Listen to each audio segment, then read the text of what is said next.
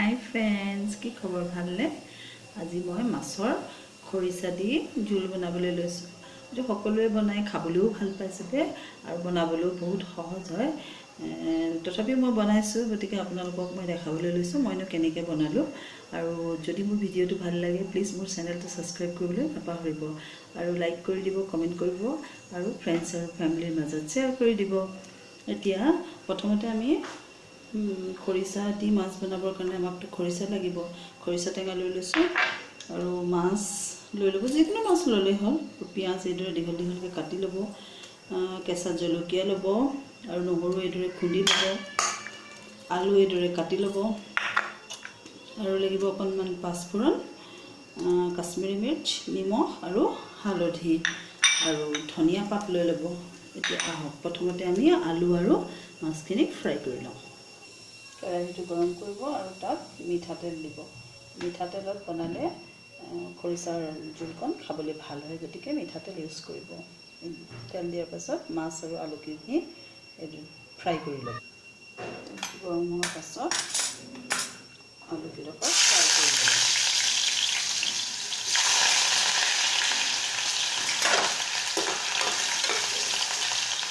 ধুনীয়াকৈ আলুকেইডোখৰ ফ্ৰাই কৰি ল'ব। এইদৰে আলুকেইডোখৰ হৈ যোৱাৰ পিছত কাটি ল'ব আৰু এইখিনি তেলতে মাছটো ফ্ৰাই কৰি ল'ব।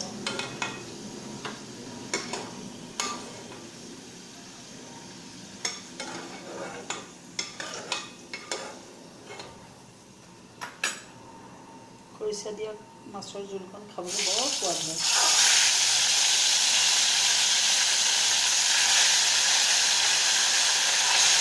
মাছকেইডোখৰ দুইটা চাইড ধুনীয়াকৈ ফ্ৰাই কৰি মাছকেইডোখৰ দুইটা চাইড এইদৰে হৈ যোৱাৰ পাছত মাছকেইডোখৰ কাটি এতিয়া একেখিনি তেলতে পাঁচফোৰণ দি দিব প্ৰথমতে আৰু তাতে পিঁয়াজখিনি দি দিব।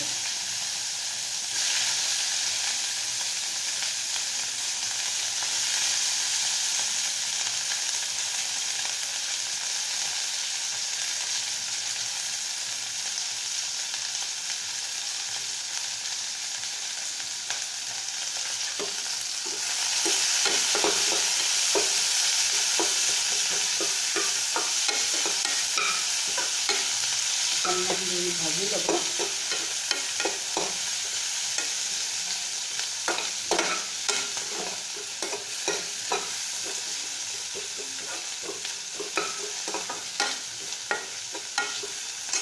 গেছটো মিডিয়ামতে থ'ব আৰু অকণমান পিঁয়াজখন ভাজি ল'ব।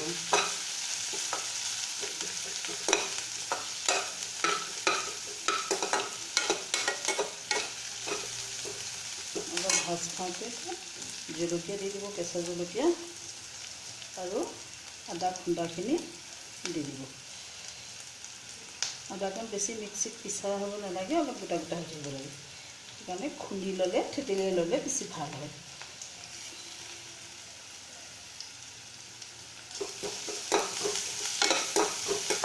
আৰু কেঁচা গুড় হোৱালৈকে অলপ সময় ভাজি ল'ব।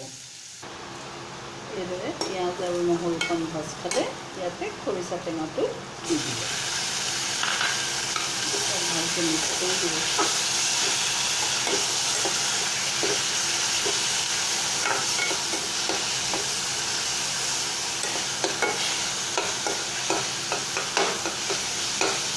আৰু ইয়াতে নিমখ, কাশ্মীৰী মিৰ্চ আৰু হালধি দি দিব।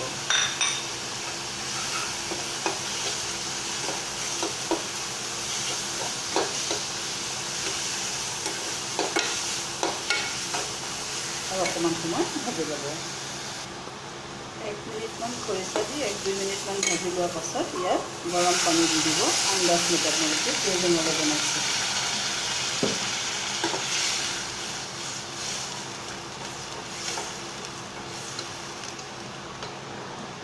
আৰু তাক এটা উতল আহিবলৈ দিব।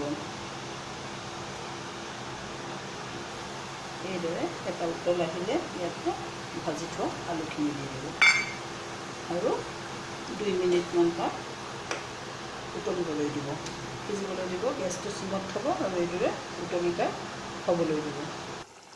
2 মিনিটমান এইদৰে উতলাৰ পাছত আলু দিয়া পিছত 2 মিনিটমান উতলিবলৈ দিব আৰু তাতে মাছ পিচ দি দিব আৰু অলপ ধনিয়া দি দিব।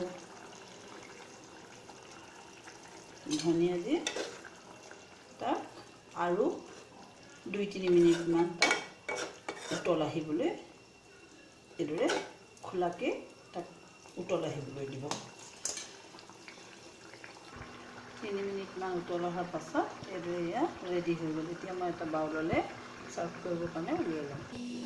ফ্ৰেণ্ডছ, এয়া চাওক খৰিচা দিয়া মাছৰ জোল টেষ্টি ৰেডি হৈ গ'ল। এইটো বহুত টেষ্টি লাগে খাবলৈ। আপোনালোকে এইদৰে বনাই খাবচোন আৰু ওপৰত ধনিয়া পাত দি দিব। এইটো গৰমত এই খৰিচাৰ মাছৰ টেঙাখন খাই খুব বেছি সোৱাদ লাগে। আপোনালোকে এইদৰে বনাব আৰু কেনে পালে মোক জনাব। Thank U.